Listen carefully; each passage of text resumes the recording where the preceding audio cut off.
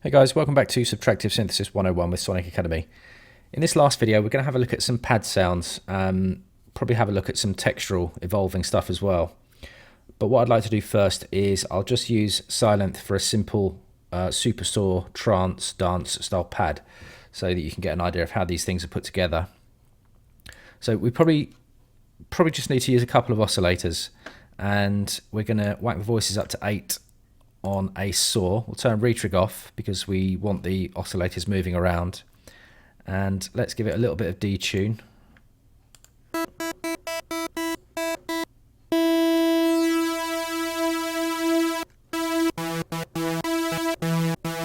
And I'm going to drop the octave here.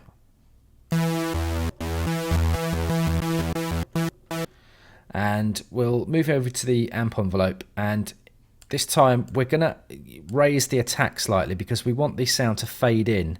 Not too much, because otherwise if you have the attack time too much, especially if you're changing chords a lot, every time you change chords you're going to be waiting for the sound to come in, and it might not really work with the tempo of your track. So we're going to take the attack up. Decay and sustain we kind of want to do by ear depending on how you're playing, because you want the sound to build up and then come back down again before the start of the next chord that you're using. So really you need to do that on a track by track basis, but you know, if we leave it here for now, it's probably going to be fine. And then the release time,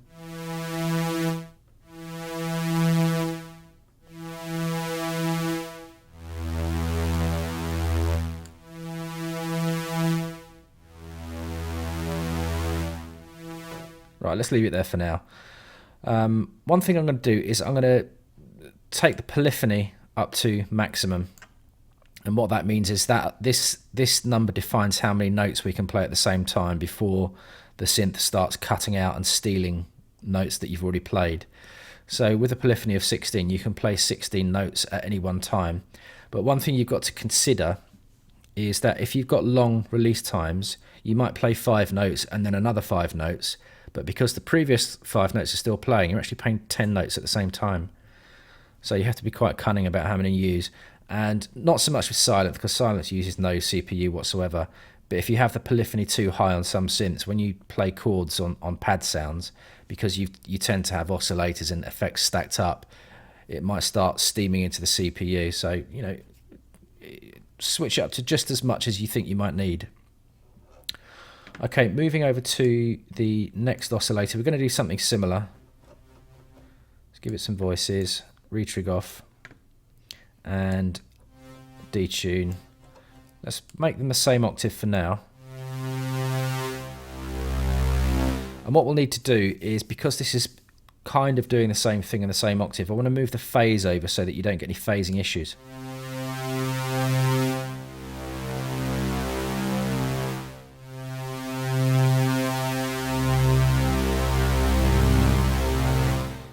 Okay, that will do. And then what we'll do is we'll pan them apart slightly. And we'll also use the fine tune on each oscillator just a tiny bit, just to give it a little bit more movement.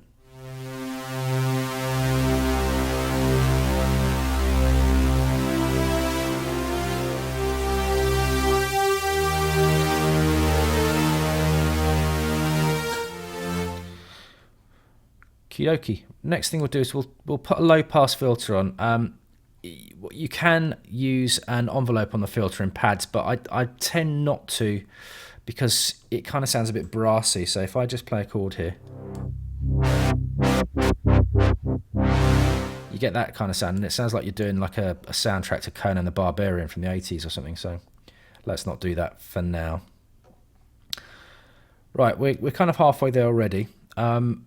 I like to add delay, and the reason I like to add delay is that if you have a fairly slow delay time and set up quite wide, you can add a lot of movement in the stereo field to the pads. So we'll set it up to, what have we got here, quarter notes on each side. I might actually leave it at that because we're on ping pong, so it's going to like bounce from the left to the right anyway. You don't want a lot of low end information on your left and right channels, so let's take the low cut up to probably as high as 300 or 400 hertz, and just take a little bit off the top end, lots of feedback, lots of width, and play. I'll take that down a bit.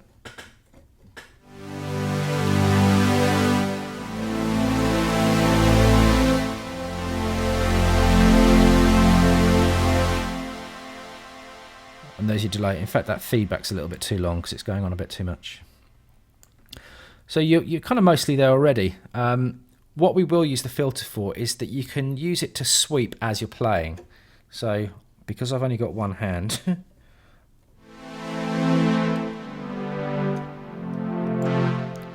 will you stop that?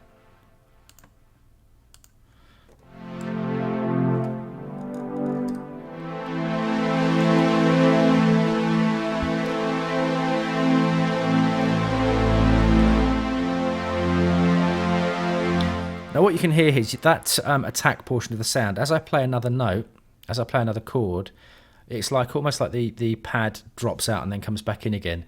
Now you may or may not want that feature in your pad sounds, so sometimes it's a good idea to pull this down a little bit so that if you're playing progressive and concurrent chords, you don't get that kind of dropping out. It almost sounds like it's being ducked. Now that's quite loud.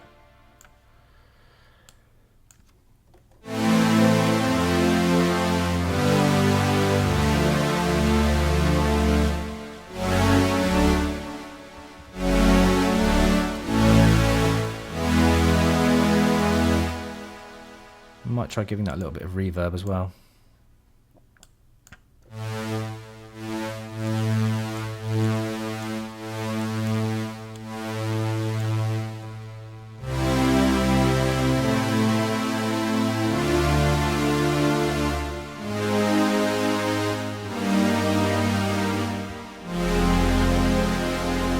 So it's a really nice, thick, lush saw pad.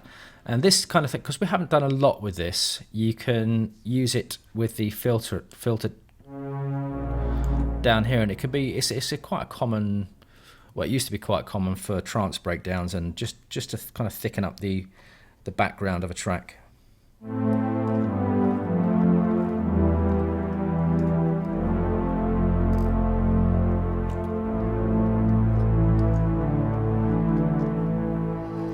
And then the other common trick is you could use the mod wheel. So let's assign the mod wheel over in the matrix here for good old cutoff, and have the mod wheel affecting it maybe so.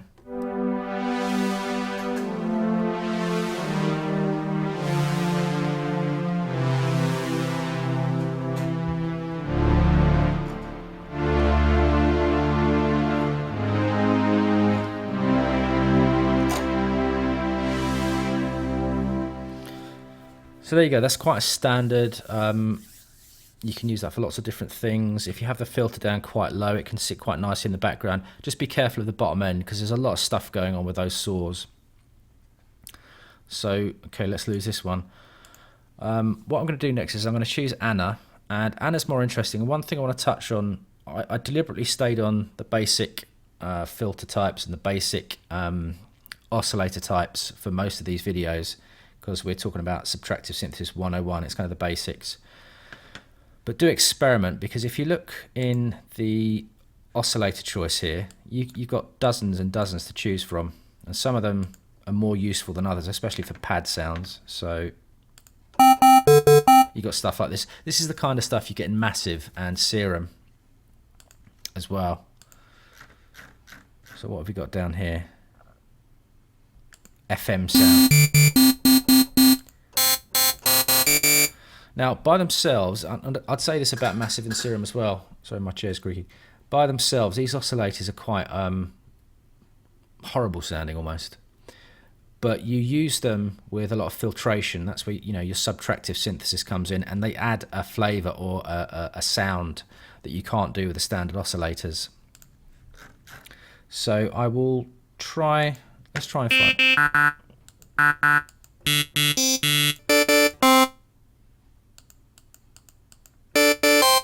Okay, that might be quite useful, because what you've got is you've got a chord there already. And what we're going to need to do is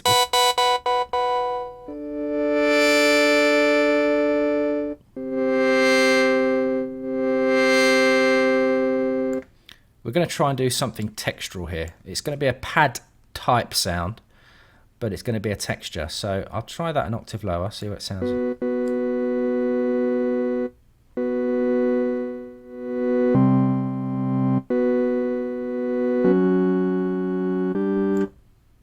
Lose the retrig.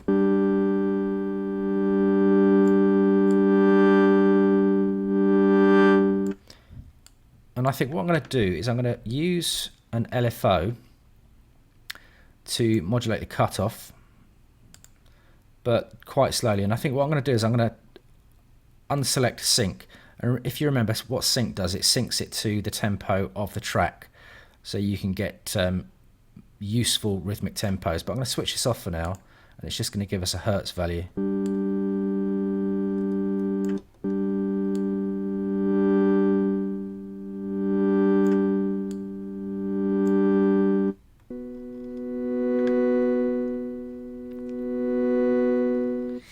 Right, that's going to do for now. And if we come over to the amp envelope, I think I'm going to just give it a little bit of attack.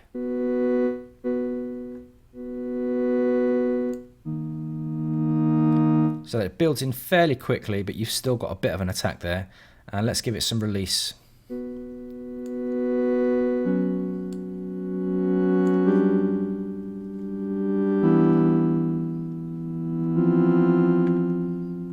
Okay, and I think the other thing I'm going to do is I'll give it 2 voices just so that we can widen it a little bit.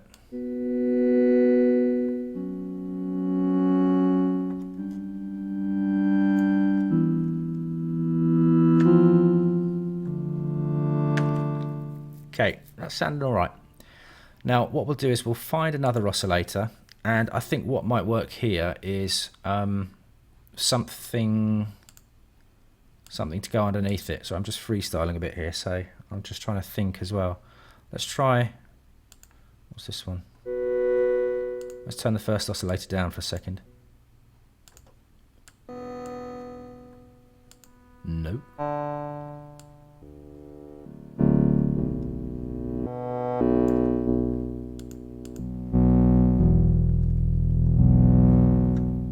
I really like that.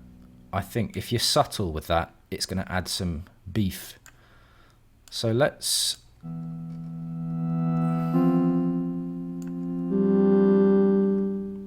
let's bring that second oscillator in.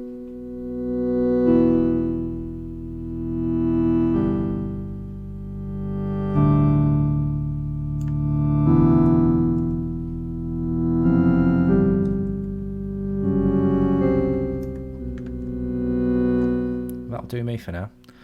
Okay, what I'm going to do next is I'm going to come over to the noise section of the oscillators, and there's some quite interesting sounds in here. They're not just noise. For example, you can get horny, and there's some vocal stuff in here as well.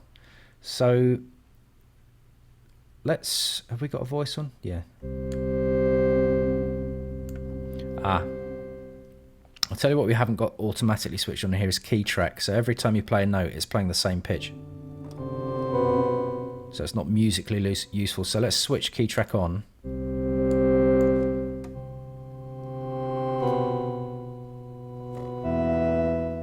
That's a little bit too dissonant. So let's try something else.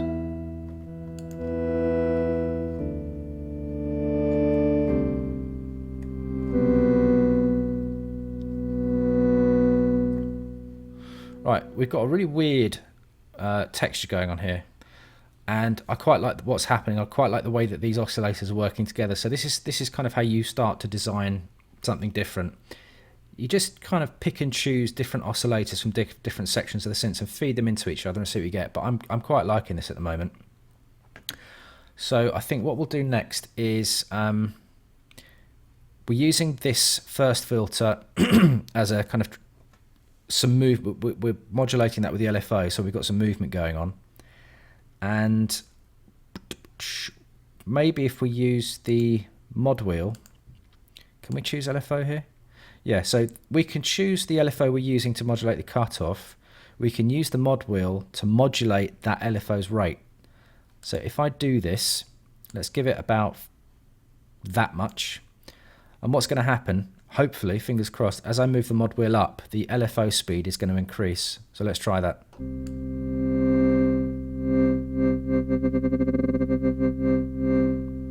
Yeah, probably don't need that much. It's probably, you know, as a performance tool, you only need that to happen a little bit.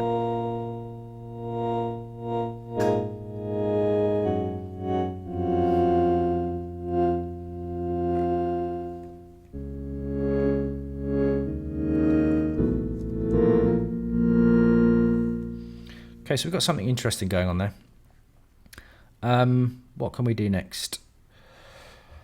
I think let's try a phaser, because what a phaser is going to do is it's going to give you some extra movement, and what we want to do is we want to turn the rate right down. Leave me alone. We want to turn the rate right down so the phaser isn't moving that much. It's going to be fairly subtle, and just feed this in until we hear something we like.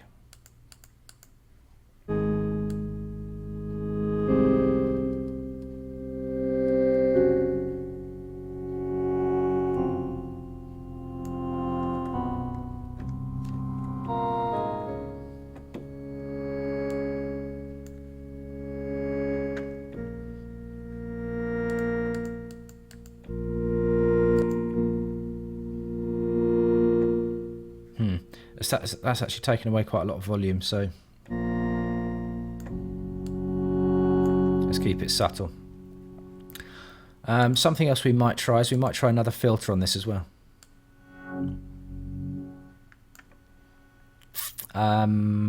What will we try? Let's try a formant filter. Now, we've not really touched on formant filters before, but what formant filters do, they're set up in such a way that they kind of mimic the way that the voice works. Remember earlier I talked about your voice being subtractive synthesis, so your mouth can create these vowel sounds. So if we listen to what that does, let me just turn this phaser off for a second. Let's try another one.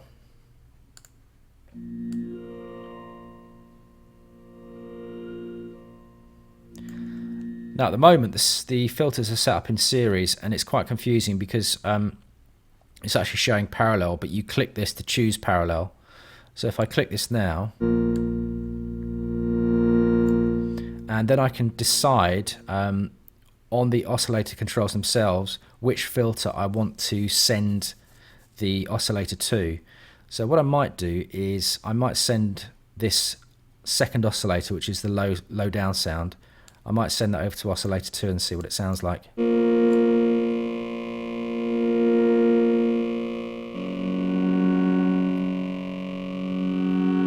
So let's think about what's happening here. We've got an LFO working on filter 1, and that's giving the movement that we heard before, backwards and forwards, the automatic movement. So let's move this oscillator back to filter 1 for a second.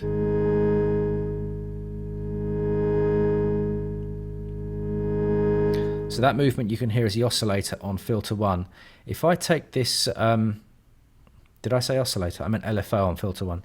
If I take the second oscillator over to filter 2, because we don't have any modulation on that, you just get the raw sound coming through. So that second oscillator isn't being affected by LFO 1 anymore. So what we might prefer is to keep the balance between filter 1 and filter 2.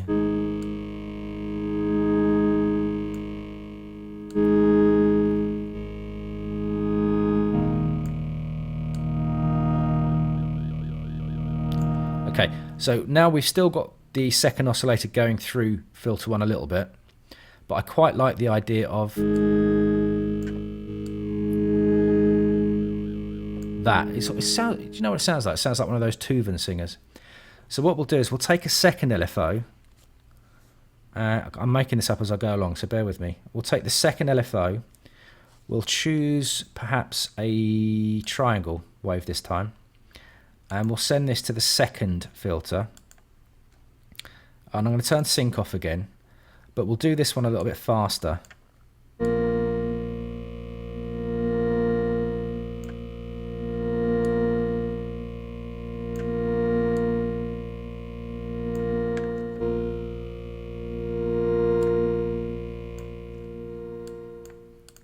Doesn't seem to want to play ball.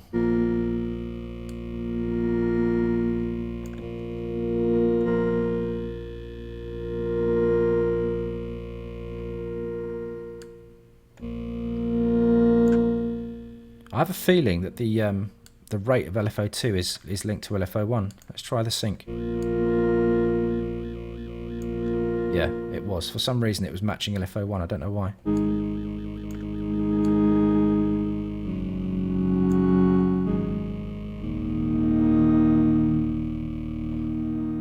Right, so you can see what I've done there. I've sent the second oscillator, which was the kind of buzzy low down sound. Most of it is still going to filter 1, which we're modulating with LFO1, so it's going backwards and forwards. But a little portion of this second oscillator is being fed into filter 2. Remember, these are working in parallel, so we can hear them both working at the same time. And what I'm doing with filter 2 is I'm modulating filter 2 with LFO2, and I'm doing that quite quickly.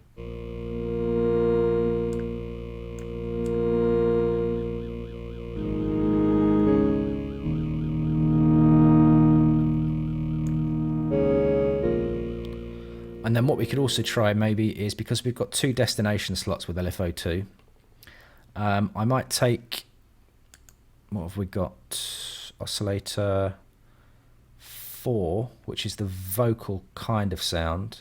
Let's do the pan, so let's assign that to pan.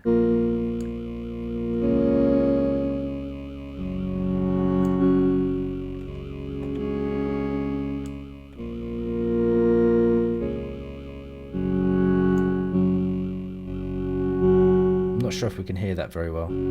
It's quite subtle, if at all. Let's try it on something else, see if it does actually work. Actually, this might be interesting. We can use this to alter the filter output.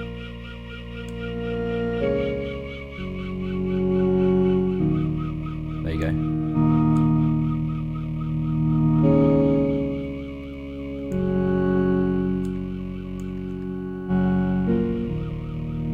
So what that's doing now is we're using LFO2 to modulate the filter output of oscillator 4. And oscillator 4 is our vocal, kind of grainy vocal sound. So it's pushing it in and out of filter out of the second filter, which is the formant filter, which I quite like. And I think the only thing we need to do now on this is add some reverb. So let's give it quite some size. We don't need a huge decay tail. And let's see what that sounds like.